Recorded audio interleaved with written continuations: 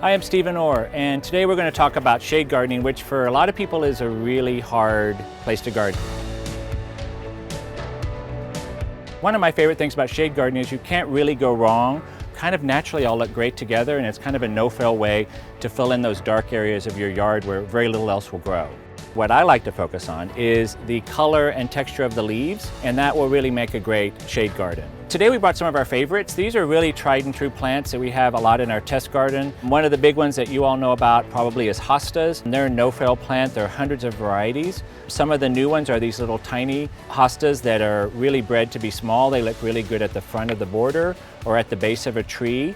Tree roots are a really hard place to plant. So these little hostas look great there. You just kind of have to pry an area out amongst the tree roots and make a pocket that you can put the soil in. And one thing that's so great about hostas is that they're really easy to divide. When they get a little too large, you just divide them up, really just hack them up with a shovel or even your hands.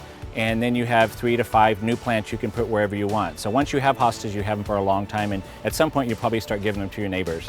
Look for beautiful variegated foliage, beautiful chartreuse colors, silvers, blues, and you can just mix and match them all. They're so easy to do. One of my other plants that's a little unusual is called Lungwort. It's called Lungwort because it's shaped like a lung. It's spotted generally. There's lots of different hybrids. Some of them are almost pure white. Some of them are silvery and pewtered color. And then you can find some with a range even on one plant, as you can see here, of kind of a solid white and also spotted or mottled. This beautiful little bleeding heart, there's all sorts of sizes. You may know the big bleeding heart really well, but the small one is really nice and really natural looking under a tree as well. Makes a good woodland garden. One other thing I love is a big group of plants called heucheras, and heucheras are also called coral bells. They bloom, but it's really the leaves that you're growing them for. This type here is called marvelous marble, and because it looks kind of like a marbled surface, the leaves have these great variegated patterns.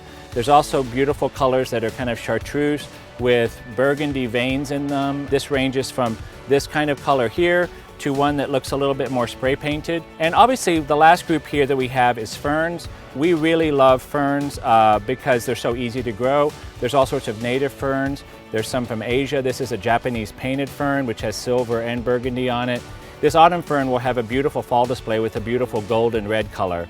It couldn't be easier to plant as well. Sometimes people wonder how deep. It really is just the soil line that's in the pot. That should be the soil line in the soil when you put them in. And finally, the best thing about all these plants is since they're perennials, they're so carefree and they just come back year after year.